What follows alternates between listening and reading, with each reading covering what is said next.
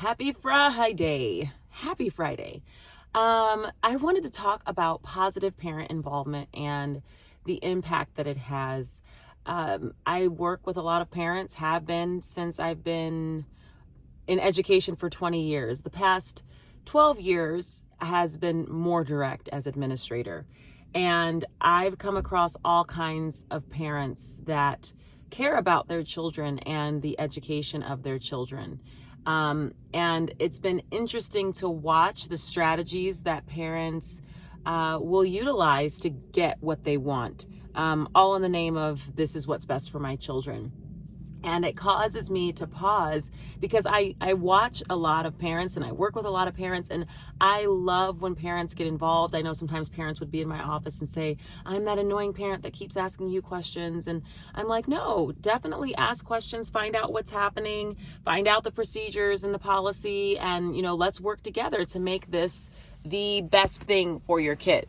And so, watching the past couple of weeks, working with some parents and talking with them and helping them navigate the system has been interesting. But then I always get certain phone calls and it causes me to pause what their agenda is, right? And how positive of an impact do they really want to make? So I get this phone call, and like with most phone calls, I can kind of discern if this is going to be a concerned parent truly or just someone that's being nosy.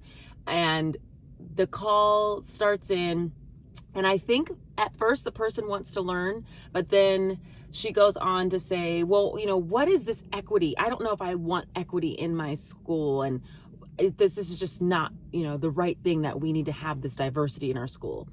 And I paused and I said, well, what is your definition of equity? And she kind of snapped back and said, well, I already know what it means. I'm asking you. So I said, okay, well, let me give you an example.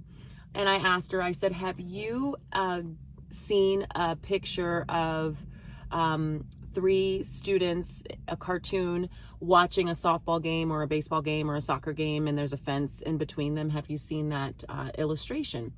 No, I haven't seen it. And I said, okay, well, let me give you a picture of what that is. There are 3 students that are in between a fence and a baseball game. And one of the students is very, very tall. One of the students is about medium height, and the other student's in a wheelchair. And as they are trying to watch the game, they can't see. And so they need something to help them. The tall student really doesn't need anything, but everybody gets a box. So all the students get a box, and they're still stuck watching the game. That is equality. Everybody got the box, but not everybody needs the box. The tall student doesn't need anything. So instead, what equity does is it gives 2 boxes to the medium-sized student to raise her above the fence, and we build a ramp for the child in the wheelchair so he can roll up to the edge of the fence and watch the game. She said, well, that doesn't make any sense. And I responded and said, what part doesn't make sense? The part that the tall student doesn't get the boxes, or that we build a ramp for the kid in the wheelchair? I don't understand what you're trying to describe. It just doesn't make any sense. Time out.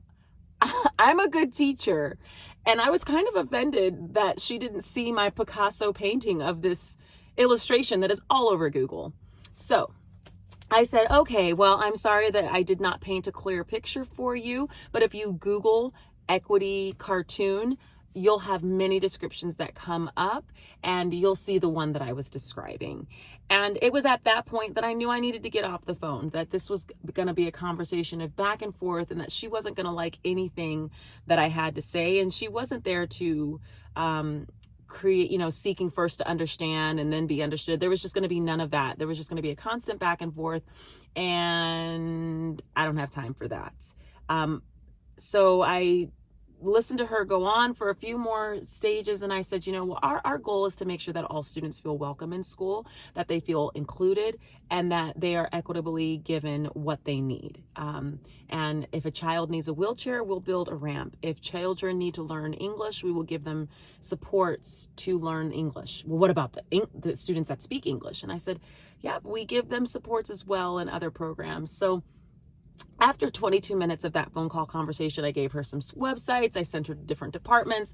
I was not going to be the person to continue talking to her for many reasons. But in that dialogue, it caused me to pause, because I thought, if she's not willing to see that there are certain needs for certain students, then what are we there for? As parents, it's definitely important to be involved and shout from the rooftops of what our children need. And after seeing a reversal in our own school district on the inclusion methods that we are doing for our special needs students, it's something that we need to take pause and look at. And are we advocating just for our agenda, or are we really working towards inclusion and equity in our schools? And equity is not a bad word. So as you're working towards working with schools, and as a parent, be involved in a positive way. Make sure you read those newsletters and you ask the questions, and you come with information that you want to improve, not just constantly build,